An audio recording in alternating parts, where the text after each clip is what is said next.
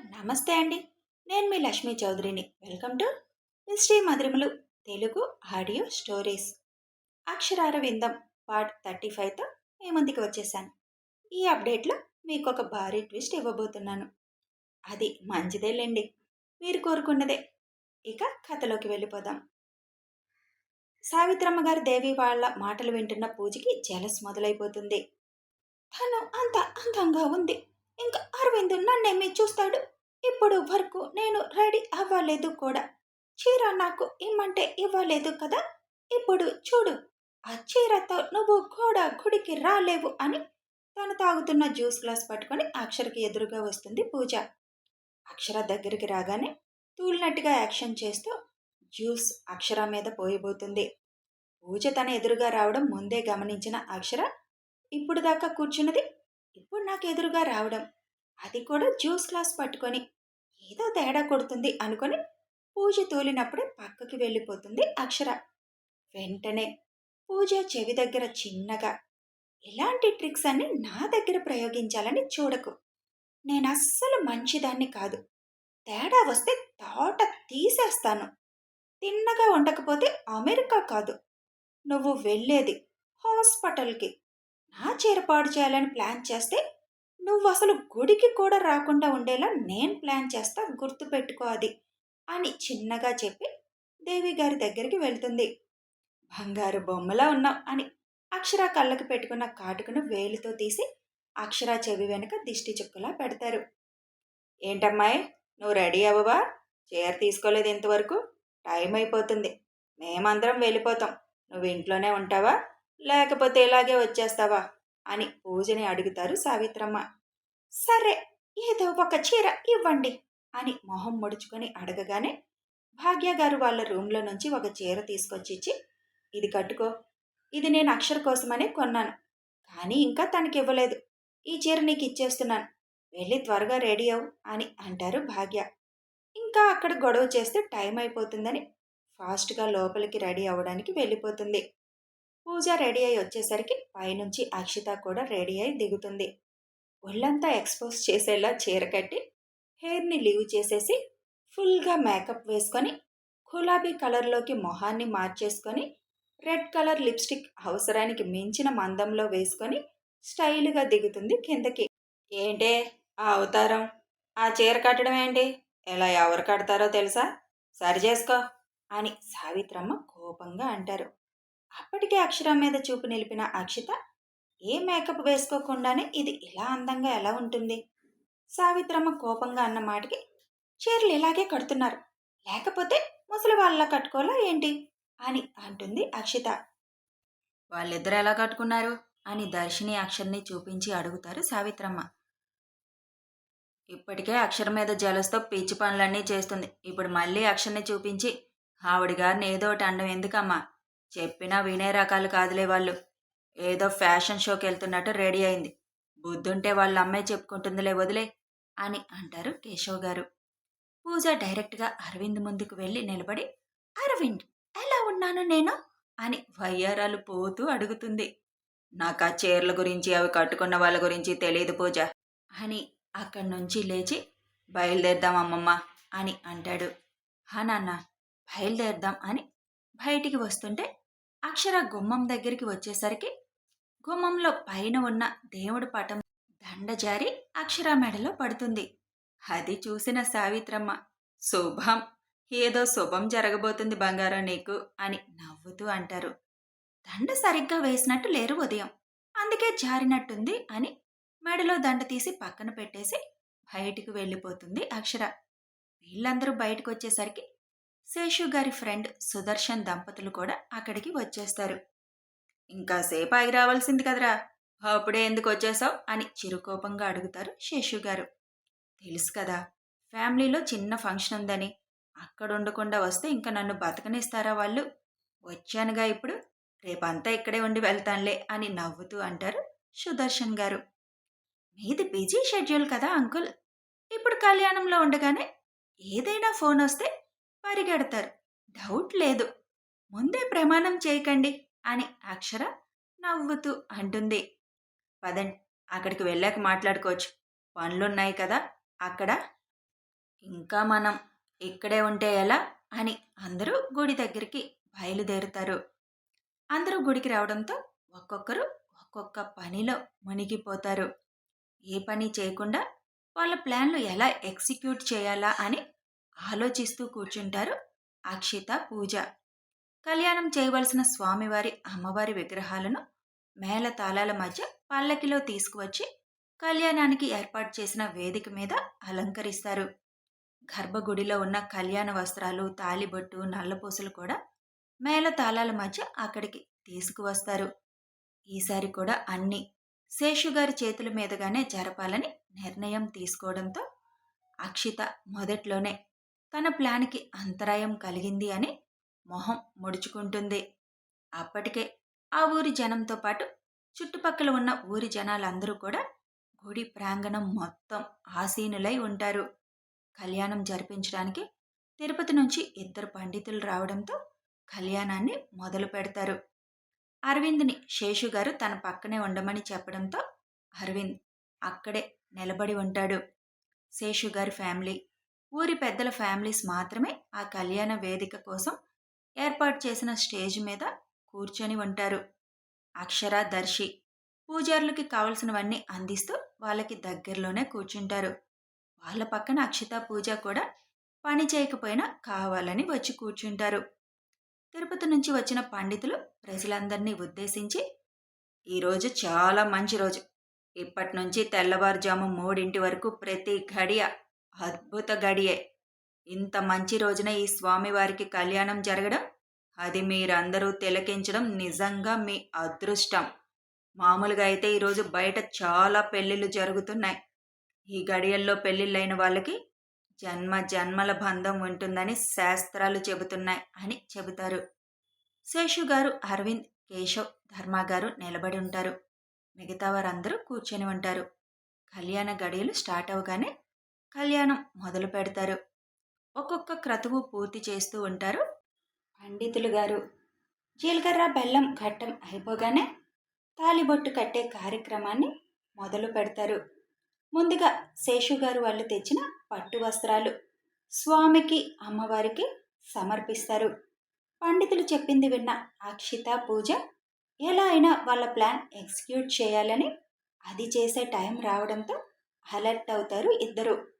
సావిత్రమ్మ గారు స్వామివారిని చూస్తూ, మీ కళ్యాణం సమయంలోనే నా కోరిక నీకు చెప్తున్నాను స్వామి. నా మనవడు, మనవరాలికి పెళ్లి జరిగేలా నువ్వే చూడాలి. నేను ఎందుకు కావాలని కోరుకుంటున్నానో నీకు తెలియంది కాదు. దయచేసి నా కోరిక తీర్చమ్మా. పిల్లలిద్దరితో రేపు మాట్లాడాలి అనుకుంటున్నాను.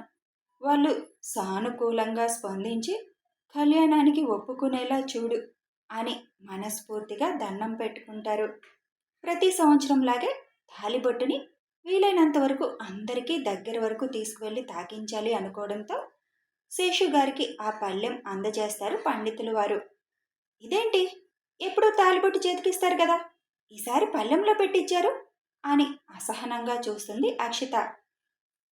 2 నిమిషాలు కుంకుమ పూజ తాలిబొట్టుకి చేయగానే తాలిని తీసి శేషుగారి చేతికి అందించి కొంచెం ముందుకు వెళ్ళి అందరికీ చూపించండి అని చెబుతారు పండితులు గారు.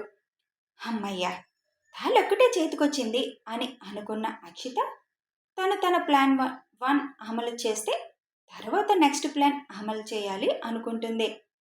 పూజ కూడా ఇంచుమించు తనలాగే ఆలోచిస్తుందని ఊహించలేకపోయింది అక్షిత. శేషు గారు అక్షిత వాళ్ళ పక్క నుంచే ముందుకు వెళ్ళాలి కాబట్టి శేషుగారు వచ్చే దారిలో అక్షిత తనతో తెచ్చిన మేకొకటి కార్పెట్లో నుంచి గుచ్చి పైకి దాని కొన పెడుతుంది. అక్షిత ఏదైతే జరగాలనుకుందో అలాగే శేషుగారు దాని మీద అడుగు వేస్తారు. ఒక్కసారిగా మేకు గుచ్చుకోవడంతో ముందుకు తూలుతారు. అలా తూలిన సమయంలో ఆయన చేతుల నుంచి తాలి జారి కింద పడబోతుంటే ఎప్పుడైతే ఆయన తూలారో 2 అడుగుల్లో ఆయన్ని చేరిన అరవింద్ తాలి కింద పడకముందే దానిని ఒడిసి పట్టుకుంటాడు. తాలిబొట్టుని తన కుడి అరచేతిలో బంధించి శేషుగారిని ఎడమ చేతితో పడకుండా పట్టుకొని, ఏమైంది మావయ్య అని అడుగుతాడు. తెలీదు అరవింద్, ఏదో గుచ్చుకుంది కాల్లో అని చెబుతారు శేషుగారు. ధర్మగారు, కేశవ్ పండితులు వారు అక్కడికి వచ్చేయడంతో జనాలకి ఏం జరిగిందో అర్థం కాలేదు. అందరూ కూడా ఏమైంది అన్నట్లు చూస్తూ ఉంటారు. వెంటనే ఆదిత్య వచ్చి చూసేసరికి కాలు నుంచి రక్తం కారుతూ ఉండడంతో కాలెత్తి చూడగా అక్కడ కింద ఉన్న మేకుని చూసి ఇక్కడికి మేకు ఎలా వచ్చింది అని అంటాడు. అరవింద్ తన జేబులో ఉన్న కర్చీఫ్ తీసిచ్చి ఇది కట్టు ముందు అని చెబుతాడు. పండితులు వారు అది చూసి అరవింద్ చేతిలో ఉన్న తాళి చూసి చిన్నగా నవ్వుకుంటారు. తన చేతిలో ఉన్న తాళిబొట్టుని ఆయన చేతికి ఇవ్వబోతుంటే ఆయన చేతిలో నుంచి నీ చేతిలోకి వచ్చిందంటే ఆ పని నువ్వు పూర్తి చేయాలని దేవుడు సంకల్పమేమో. ఎవరో చేసిన చిన్న తప్పిదం వల్ల ఆయన కాలికి గాయమైంది తప్ప వేరే కారణమేమీ కాదు. దీనినేమీ బయటికి చెప్పకండి. కొంతమంది అశుభం అంటూ పిచ్చి కూతలు కూస్తారు. మామూలుగా తూలారు అని చెప్పండి చాలు. మీరు వెళ్ళి కూర్చోండి శేషు గారు. మిగతా పని ఈ అబ్బాయి పూర్తి చేసొస్తాడు అని చెబుతారు ఆయన. ఎస్ అనుకుంటుంది అక్షిత మనసులో. ఎప్పుడైతే అప్పటి వరకు తన ప్లాన్ ఏది అవ్వదు అన్నట్లుగా మొహం ముడుచుకొని కూర్చున్న పూజ అరవింద్ చేతిలోకి తాలిబొట్టు రావడంతో తన ప్లాన్ వర్కౌట్ చేయాలని తాను కూడా రెడీ అవుతుంది. అప్పటికే అనీష్ కారులో ఉన్న ఫస్ట్ ఎయిడ్ బాక్స్ తీసుకురావడానికి వెళ్ళిపోతాడు. జనాలందరూ ఏమైంది అన్నట్లుగా కంగారుగా చూస్తూ ఉంటే పండితులు వారే వాళ్ళ వైపు తిరిగి ఏం జరగలేదు, కంగారు పడకండి ఎవ్వరు. పనులు ఎక్కువ చేయడం వల్ల ఆయనకి బీపీ డౌన్ అయినట్టుంది. కొంచెం తూలి పడిపోబోయారు. కానీ తాలిబొట్టు ఏమాత్రం నేలపాలు కాలేదు. ఈ సంవత్సరం ఎవరి చేతుల మీదుగా అందుకోవాలని అనుకున్నారో ఆ స్వామి వారి చేతుల్లోకి వెళ్ళింది. ఆ బాబు ఇప్పుడు మీ అందరికీ దానిని చూపిస్తారు అని చెప్పడంతో 2 చేతులతో పట్టుకొని అరవింద్ అందరికీ చూపించడానికి ముందుకి వెళ్తాడు. తాలిబొట్టుకి కుంకుమ పూజ చేయడం వల్ల సూత్రాల నిండా ఉన్న కుంకుమ వల్ల అరవింద్ అరచేయి మొత్తం కుంకుమమయం అయిపోతుంది. తాలిబొట్టు అందరికీ చూపించి మరలా రిటర్న్ వస్తున్నప్పుడే వాళ్ళ ప్లాన్ ఎగ్జిక్యూట్ చేయాలని ఇద్దరు గుంటకాడ నక్కల్లా కాచుకొని కూర్చున్నారు. అమ్మవారి మెడలో పడవలసిన తాలి వాళ్ళ మెడలో పడాలని అత్యాశకి పోయి పిచ్చి ప్రయత్నం చేయడం మొదలుపెట్టారు. ఇంచుమించు ఇద్దరు ఒకే ఆలోచనలో ఉన్నారు. అరవింద్ని వాళ్ళ మీద పడేటట్లు చేసుకోవడం కోసం ఎదురు చూస్తున్నారు. సినిమాలలో చూసి సినిమాలో నాలెడ్జ్ మొత్తం అక్కడ ఉపయోగించాలని చూస్తున్నారు ఇద్దరు. అక్షిత అరవింద్ తూలిపోతే తన మీదకి పడతాడు. అప్పుడు తన చేతిలో ఉన్న తాలి తన మెడలో పడేలా చేసుకోవాలని దగ్గరికి రాగానే కార్పెట్ లాగాలని డిసైడ్ అయిపోతుంది. తన చేతులు కార్పెట్ మీద ఉన్నట్లు ఎవ్వరికీ తెలియకుండా ఉండడానికి చీర పళ్ళుని చేతుల మీద కప్పుకున్నట్లుగా వేసుకొని ఉంటుంది అక్షిత. పూజ తనతో చిన్న ఆయిల్ బాటిల్ తెచ్చుకుంటుంది. గుడిలో కదా కళ్యాణం చేస్తారు, ఆ టైల్స్ మీద ఆయిల్ పోస్తే జారి మీద పడతాడు అని అనుకుంది. కానీ అక్కడ కార్పెట్ ఉండడంతో అది జరగని పని అని అర్థమై ఎలా అయినా అరవింద్ని సొంతం చేసుకోవాలన్న పిచ్చితో అరవింద్ దగ్గరికి రాగానే లేచి నిలబడి బలవంతంగా అరవింద్ చేతిలో ఉన్న తాలిలో తన తల దూర్చాలని మెంటల్గా ఫిక్స్ అయిపోయింది. అసలు ఇదేది తనకి సంబంధం లేనట్టుగా తన పక్కన కూర్చున్న తండ్రి కాలికి అప్పుడే అనీష్ ఇచ్చిన ఫస్ట్ ఎయిడ్ బాక్స్ నుంచి కాటన్ తీసి క్లీన్ చేస్తూ ఉంటుంది అక్షర.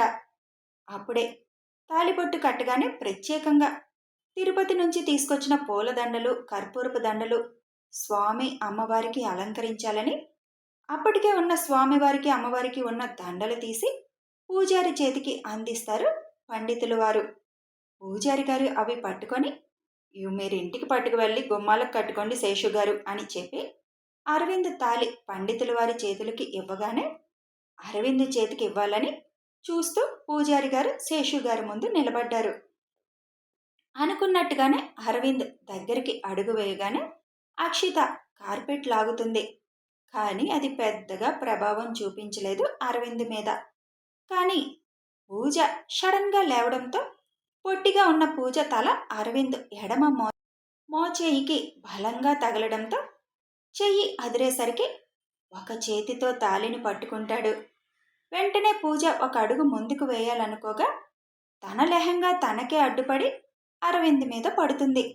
సడన్గా అలా పడేసరికి అరవింద్ ఊపు ఆపుకోలేక ముందుకు తూలి పూజారి గారికి తగలడంతో ఆయన తూలిపోవడంతో ఆయన ఎక్కడ పడతారో అని ఆయన్ని పట్టుకోవాలని చూసిన అరవింద్ ముందుకి వంగేసరికి తూలి కింద పడకుండా ఉండడానికి అటు ఇటు బ్యాలెన్స్ చేసుకునే క్రమంలో తాలితో ఉన్న చెయ్యికి అక్షర నుదురు తగలడంతో బలంగా నుదురికి చెయ్యి నొక్కిపెట్టి మోకాళ్ళ మీద కూర్చుండిపోతాడు.